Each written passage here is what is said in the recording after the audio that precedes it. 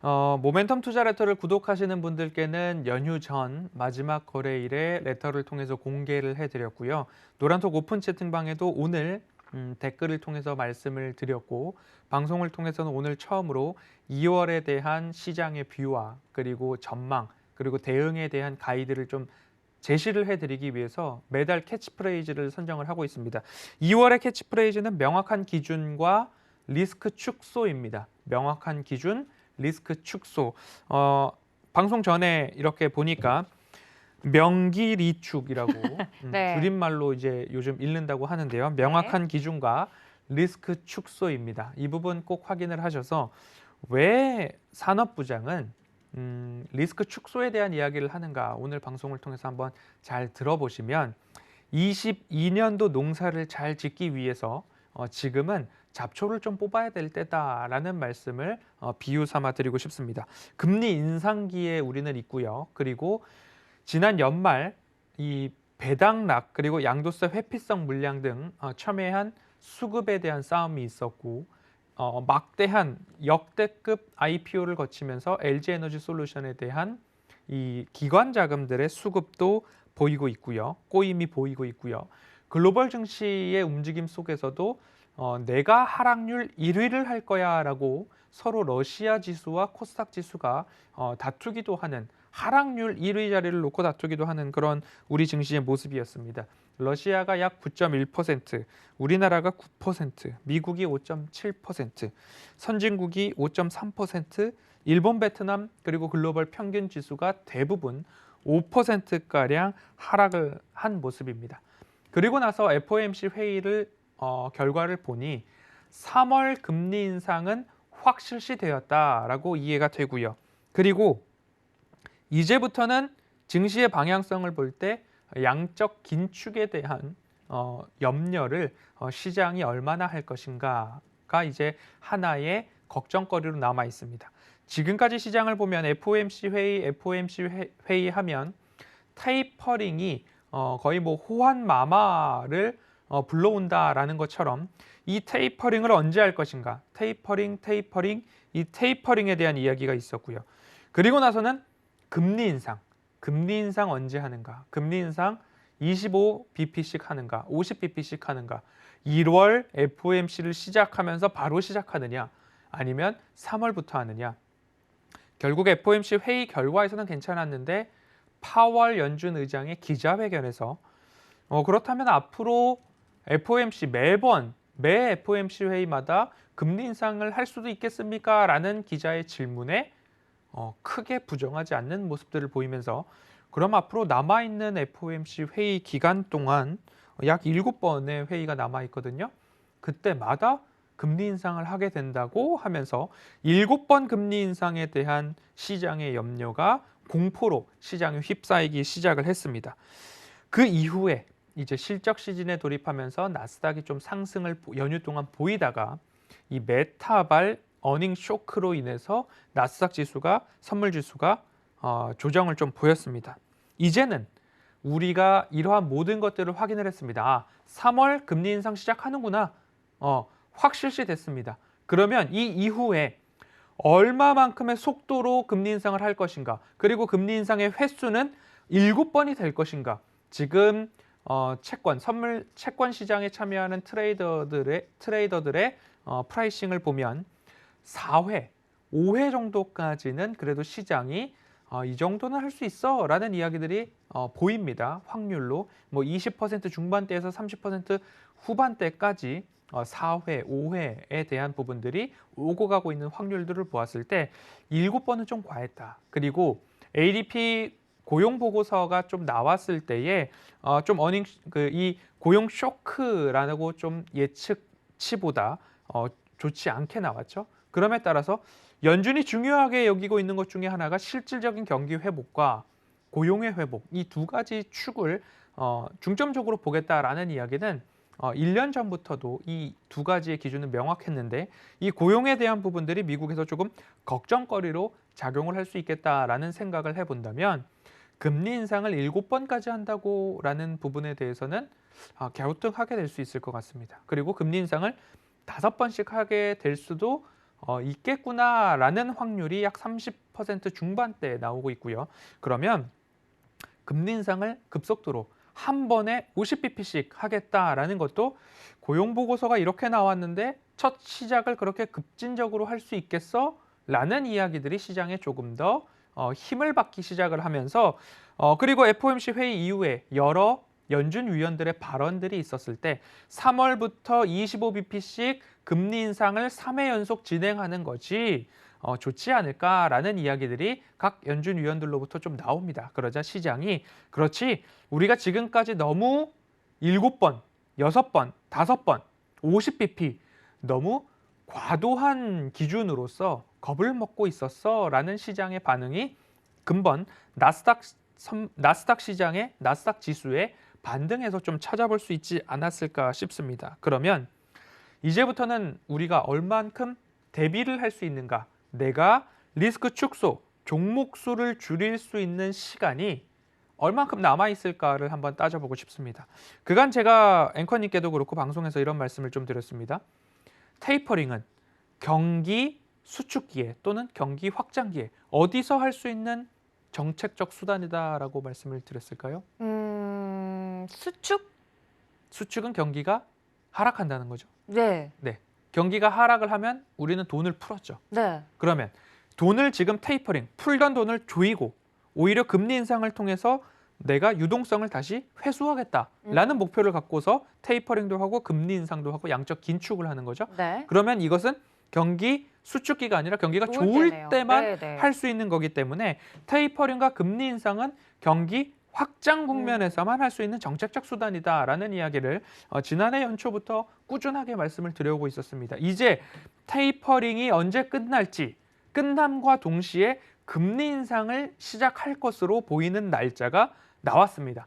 3월 15일, 16일 FOMC 회의에서 금리 인상을 해도 시장은 충격받지 않는다. 다만 50pp씩만 하지 않으면 좋겠다라는 기준이 좀 명확하게 나왔죠.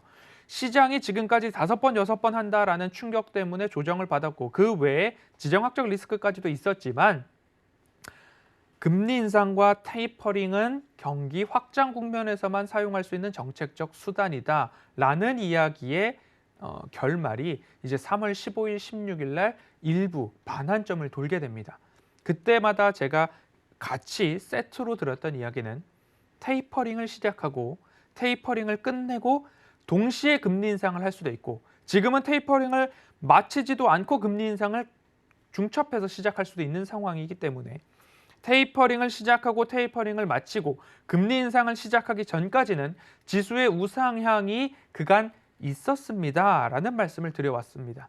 그렇기 때문에 그것은 S&P 500 지수나 나스닥 지수나 우리나라의 코스피 지수도 지난 양적 긴축 이전 테이퍼링 시절에 두 지수가 모두 다 상승했다라는 우리의 경험이 있기 때문에 이러한 말씀을 좀 드릴 수 있었습니다. 금리 인상하기 전까지 지수의 우상향은 진행되었었습니다. 그러면 지금 이 상황에 전 세계가 약 10%가량의 지수 하락을 맞았습니다. 3월 달 금리 인상을 한다라고 합니다. 그러면 지금 2월 초부터 3월 15일 혹은 2월 초부터 2월 말일까지는 지수의 우상향이 조금 더 확률적으로 높다라는 말씀을 드릴 수 있을 것 같습니다. 그래서 리스크를 축소하는 2월이 돼야 된다. 종목 수를 줄여 나가시는 2월이 되어야 합니다라는 말씀을 2월의 캐치프레이즈를 통해서 좀 드립니다. 명확한 기준, 리스크 축소입니다. 그런데 이 명확한 기준이라는 부분에 대해서는 조금 짧게 짚고 넘어가고자 합니다. 허반석의 모멘텀 체크리스트 차트상 내가 저위험 구간에 산 종목인가를 보셔야 될 것 같고요. 숫자상 매출액과 영업이익이 지난해, 올해, 내년, 후년도까지 한 해라도 하락하지 않고 우상향하고 있는 기업인가에 대한 기준이 좀 명확하셨으면 좋겠고요. 모멘텀입니다. 이 기업의 미래 먹거리, 가시적 모멘텀이 무엇인가? 이 기업은 자율주행이래. 이 기업은 메타버스의 플랫폼이래.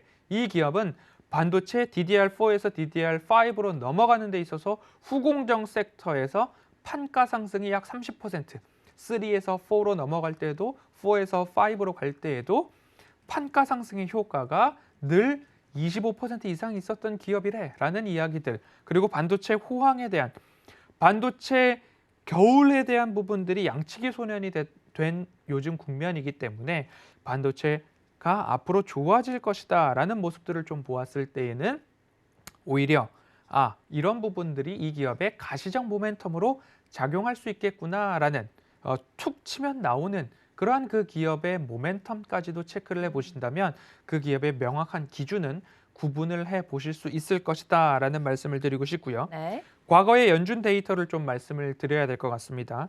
금리 인상과 양적 긴축을 동시에 진행을 했던 시기에 금융시장의 모습들을 보면요. 금리 인상은 15년 12월부터 19년 7월까지 금리 인상이 있었고요. 양적 긴축은 17년 10월부터 19년 9월까지 있었습니다. 그러면 중첩되는 기간이 있는데 중첩되기 이전까지는 그래도 우상향을 보이고 이제 양적 긴축을 한대라는 그런 리스키한 부분들이 더 부각되면서 미국 증시도 그렇고 우리나라 지수도 그렇고 특히 신흥국 지수가 하락의 폭이 조금 더 깊었다라는 데이터를 15년 그리고 19년까지 있었던 금리 인상과 양적 긴축에 대한 동일했던 경험들을 볼 수 있을 것 같습니다. 당시 10년물 국채 금리는 18년도 말까지 좀 상승을 하다가 다시 반락하는 모습들이 보였습니다. 우리가 이러한 경험들이 없었더라면 오히려 처음으로 맞았던 금리 인상과 양적 긴축, 이 테이퍼링 텐트럼 그리고 금리 인상, 양적 긴축을 어떻게 소화했는가에 대한 데이터가 없었을 거지만 지금은 그러한 데이터가 있기 때문에 차라리 좀 다행이다, 학습 효과가 그리고 있을 것이다 라는 기대감들도 좀 갖게 됩니다. 금리 인상과 양적 긴축이 동시에 일어났던 시기에 결국 17년 10월부터 19년 9월 그러면 그 사이에 S&P 500 지수는 20.2% 상승을 했습니다. 하지만 코스피 지수는 12% 이상 하락을 좀 보였고 그 기간이 18년도가 그 안에 들어있어서 미중 무역 분쟁에 대한 영향이 여기에 함께 좀 끼어 있었다라고도 볼 수 있을 것 같습니다. 하지만 금리 인상만 하는 양적 긴축이 시작되지 않고 금리 인상만 했던 시기를 보면 우리나라와 미국 증시 모두 다 상승을 좀 보였다라는 데이터가 있기 때문에 그러면 다시 말씀을 드리죠. 테이퍼링과 금리 인상은 경기 확장 국면에서만 시행할 수 있는 정책적 수단입니다. 그럼 지금까지 테이퍼링부터 금리 인상까지는 경기 확장 국면에 대한 시그널이 있었기 때문에 테이퍼링을 시작할 수 있었고 하지만 주가 지수가 이렇게 무지막지하게 좀 하락을 했습니다. 글로벌 지수가 평균 9에서 10% 정도 하락을 보인 모습들을 보았을 때 이제 3월부터 금리 인상을 시작을 하죠. 하지만 양적 긴축은 아직 시작을 안 했습니다. 그럼 제가 잘 말씀드렸던 핑퐁 게임이 이 QT를 가지고서 계속적으로 오고 갈 수 있습니다. 파월 연준 의장이 옐런 재무장관이 양적 긴축을 한다. 언제쯤 한다.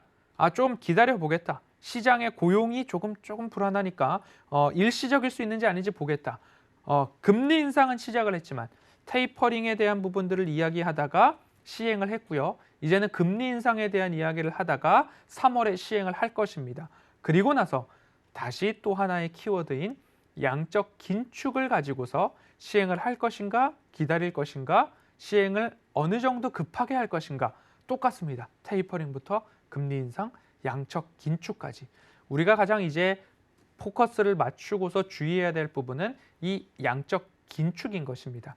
금리 인상은 이제는 시장이 5회 이상도 할 수 있다라는 부분을 한번 겪었습니다.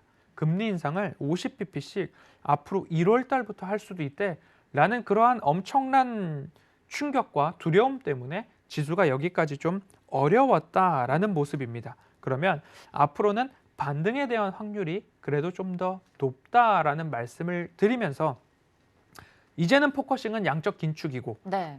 오직 금리 인상이 있었던 시기에는 한국과 미국 증시 모두 다 2015년부터 2019년 7월, 결국 양적 긴축은 그 사이인 2017년 10월입니다. 그러면 15년 12월부터 17년 10월까지 약 1년 10개월이 좀 더 되는 기간 동안 지수의 우상향 흐름은 유지가 되었더라라는 이야기를 우리 과거의 금리 인상과 양적 긴축 경험을 통해서 좀 살펴보았고요.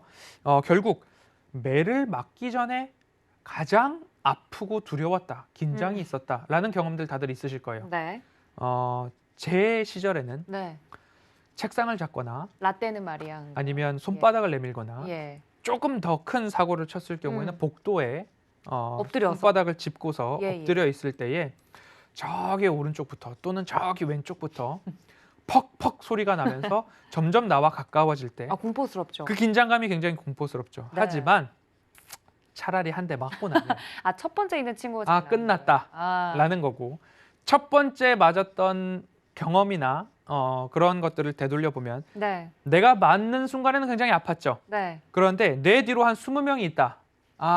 그럼 이제 구경을 하게 되죠.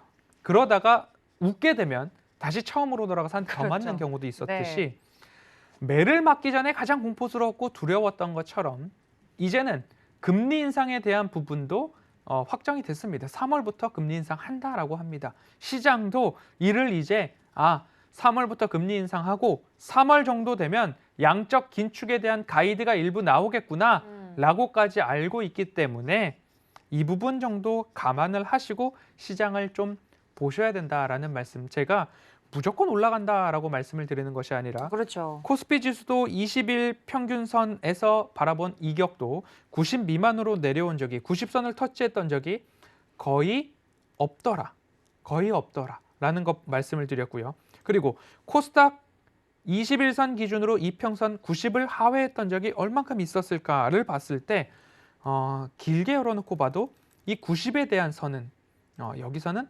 반등이 대부분 나오더라라는 것들, 오히려 하락에 대한 기울기가 가파를수록 상승에 대한 기울기도 가팔랐다. 그렇기 때문에 여기에 대한 부분으로 일부 우리 지수가 어디까지 상승할 것인가를 좀 엿볼 때지, 여기서 더 추가 하락이 더 극심하게 나올 거야, 인버스에 몰빵해야 된다, 지금 이 지수에서 나는 전재산 모든 포트폴리오를 털고 포트를 비우겠다라는 과격한 행동은 오히려 선택은, 극단적인 선택은 나의 계좌에 그렇게 좋은 영향을 끼치지는 않더라라는 것들까지도 좀 보시면서 어려울수록 뱀처럼 좀 지혜롭게 어디까지 올라갈 것인가, 반등이 어디까지 나올 것인가, 이것을 잘 계산하고 면밀히 살펴보고 인내하고, 그래서 이런 말씀을 드립니다. 살 때도 인내심, 팔 때도 인내심, 이런 말씀을 드렸듯이 지금부터 어디까지 올라갈 것인가,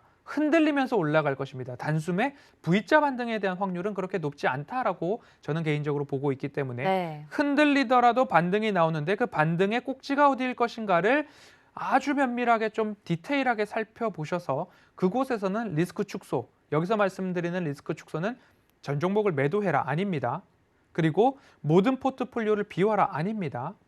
그 명확한 기준을 가지고 종목의 수를 줄여보자라는 말씀을 좀 드리도록 하겠습니다. 네, 저희 허반석 위원님께서 이 테이퍼링과 관련된 이야기를 해주시면서 과거에도 이랬던 적이 있다, 과거적인 이력을 봤을 때 어떨 때 테이퍼링이 실시가 됐고 그때 시장 상황은 어땠는지 근거를 들면서 지금 시장이 너무 그렇게 크게 공포스럽게 느껴지지 않는 이유, 이제는 우상향을 바라봐야 하는 이유에 대해서 좀 자세하게 설명을 드렸는데요.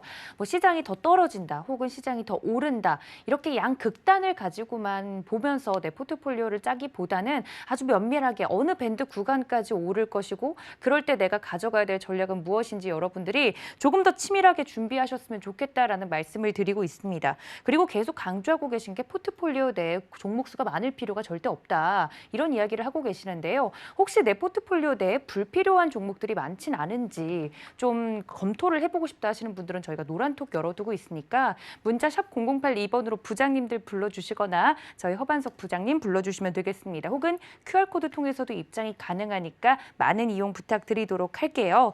자, 그러면 이제 오르긴 오를 텐데 중요한 건 오르니까 무조건 사야지가 아니고 어느 구간인지를 좀 잘 봐야 된다 이런 이야기를 하시지 않았습니까? 그러면 좀 정확하게 여쭤보죠. 어느 구간까지 좀 반등이 나올 거라고 보시나요, 부장님?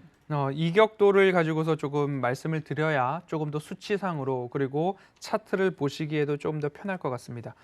코스닥 차트를 열어 놓았고요. 코스닥 차트에서 아래는 거래량이 아니라 20일 평균선 기준 이격도 차트를 좀 열어 놓았습니다. 그리고 빨간색 가로선은 90에 맞춰 놓았습니다.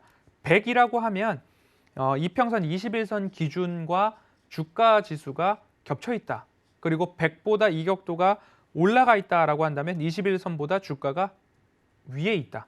100보다 미만이다라고 한다면 21선 평균선보다 주가는 아래에 있다라고 보시면 되겠습니다.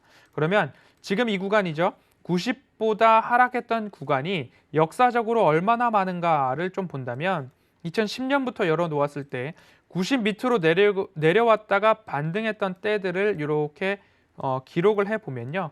90 밑으로 뚫고 내려가고 거기서부터 더 하락을 했던 적이 많은가?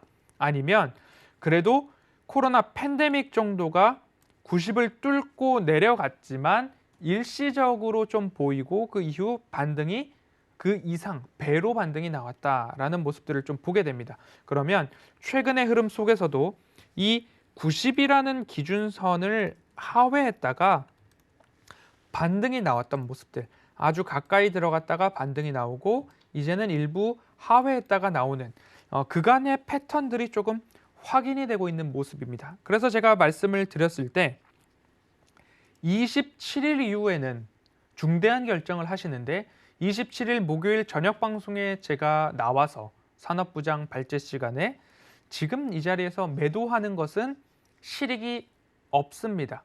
실익이 적습니다. 수익 중이라 하더라도 내가 수익을 반납했을 뿐 이 기업은 기술적으로나 그간의 데이터로 보거나 지금 보고 있는 이격도 차트를 보더라도 반등이 나오기에 충분한 조건들이 하나하나 좀 모여져 가는 모습입니다. 라는 말씀을 드리면서 현 국면에서 가장 안타까운 투자자는 누구냐? 강제로 청산당하는, 강제로 나의 주식을 잃게 되는 그러한 투자자분들, 결국 신용이나 비투를 통해서 주식을 보유하고 계시는 분들이 담보 비율을 맞추지 못하거나 여러 가지 사유에 의해서 강제로 내가 매도를 해야 되는 상황 또는 강제로 매도를 당하는 투자자분들이 가장 안타까운 구간이 바로 지금입니다. 라는 말씀을 드리면서 이격도 88을 하회했을 때 그런 말씀들을 좀 드렸습니다. 오늘 기준으로 이격도가 많이 올라왔습니다. 그렇기 때문에 오늘은 94.10까지 올라왔고요. 지난 27일 목요일 종가 기준으로는 88.19 수준이었습니다. 그러면 이격도 100까지 상승을 할 수 있을 것인가를 놓고 한번 보셔야 될 것 같고요. 2010년 이후 이격도 90 이하로 내려갔을 때 얼만큼 반등이 나왔느냐를 또 통계를 내보면 팬데믹 시절을 제외하고 그러면 이 팬데믹 시절을 제외하고 반등이 나왔던 때를 본다면 대략적으로 반등의 저점은 86에서 87 구간에서 나왔다라는 거죠. 10년 동안 평균이기 때문에 지난 27일 이격도가 88.19였습니다. 그러면 86에서 87 사이에 나왔는데 27일, 28일 두 거래일 동안 일부 추가적인 하락이 나올 수도 있겠구나라는 거지만 이보다 더 깊은 하락이 지속적으로 나오기는 어렵겠구나라는 확률이 더 높다라고 선택을 할 수 있었죠. 그리고 나서 반등을 보면 코로나 팬데믹을 제외하고서 평시에 이격도 90을 하회했다가 반등은 약 9.9%, 10% 가까운 상승이 나왔고요. 코로나 팬데믹은 굉장히 특수한 상황이었기 때문에 반등이 약 12.4% 반등 상승률을 좀 보였습니다. 그럼 지금 88.19 수준에서 주가 지수로 따진다라고 한다면 코스닥 최근 저점으로 약 830에서 835%를 좀 잡아본다면 그곳에서 평균 10% 상승이 나오면 대략 915, 920포인트 정도가 좀 짚히게 됩니다. 그러면 920포인트까지는 흔들리더라도 반등이 나올 수 있겠구나라는 생각을 1차적으로 한번 해볼 수 있습니다. 여기까지는 이격도 90을 이탈했을 때 반등이 기술적으로 빠르게 나올 수 있는 1차 목표 값을 저는 코스닥을 920포인트 그리고 코스피는 1차적으로 2760 정도까지는 기술적 반등은 충분히 나올 수 있지 않을까라는 것이 제가 여태까지 모든 데이터를 종합해 보았을 때 내린 결론입니다. 그래서 27일부터 중대한 결정을 내가 했다. 그런데 그것이 강제로 청산당한 것도 아니고 내가 나의 현금을 가지고 매수를 했기 때문에 산업부장 이야기를 듣고 노란톡 오픈 채팅방에서 산업부장이 당부했던 이야기들을 같이 되새겨보고 산업부장이 얘기했던 FOMC 회의에 대한 결과 그리고 빅테크 기업들의 실적 나스닥 지수의 반등 포인트들도 13,300포인트를 일시 이탈했다가 반등을 해 주었고 그리고 연휴 기간 동안 글로벌 증시가 반등함에 따라서 우리나라 주가 지수도 오늘 갭 상승을 좀 했는데 앞으로는 어떻게 될 것인가에 대한 해답을 오늘 방송을 통해서 말씀을 드렸습니다. 코스닥은 약 920포인트, 코스피는 2760포인트까지는 흔들리더라도 도전해 볼 만한 그러한 지수다라는 말씀을 드리고 싶습니다. 이 정도 반등을 한다면 주가 지수가 약 9% 이상 반등을 하게 되면 종목별로는 20%도 올라갈 수 있는 종목들이 있을 겁니다. 지금 내가 가지고 있는 기업들 중에 모멘텀 체크리스트에 부합한 매출액과 영업이익이 증가하면 잠정 실적이나 실적 발표에 따라서 주가 상승 모멘텀이 조금 더 강화될 수 있고요. 그리고 숫자상 매출액과 영업이익이 증가하는 것도 가이던스 전망치가 수정됨에 따라서 모멘텀 미래 먹거리를 어떤 걸 준비하고 있더라라는 것들이 하나하나 시장에도 공유가 되면서 시장의 호응을 끌게 된다면 오히려 조금 더 반등이 상승이 지금부터 더 잘 나올 수도 있겠다라는 생각이 드는 기업들이 10에서 20%의 상승은 충분히 나올 수 있다라는 말씀들을 좀 드리고 싶습니다. 네. 제가 이 말씀을 드리는 이유는 네. 결국 920포인트가 되면 리스크 관리를 하셔야 됩니다. 종목 수를 줄여야 됩니다. 내가 뭔가를 더 사야 되겠다. 920포인트까지 간다라고 산업부장은 얘기를 하니까 나는 지금부터 그럼 종목 쇼핑을 해야 되겠다. 이 얘기는 절대 아닙니다. 내가 가지고 있는 종목들 중에서 명확한 기준으로 갈 놈과 가지 않을 놈을 구분해 놓고 그러면 920이 가기 전에 갈 놈에 대해서는 저가 매수가 더 확고하게 좀 이루어져야 될 수도 있다. 용기를 내셔도 된다. 라는 말씀들을 좀 드리고 싶고요. 명확한 기준에 의해서 될 만한 종목이라고 국한해서 말씀을 드렸고요. 그 이외의 종목들도 기술적으로 반등이 나올 수 있다라는 이야기니까요.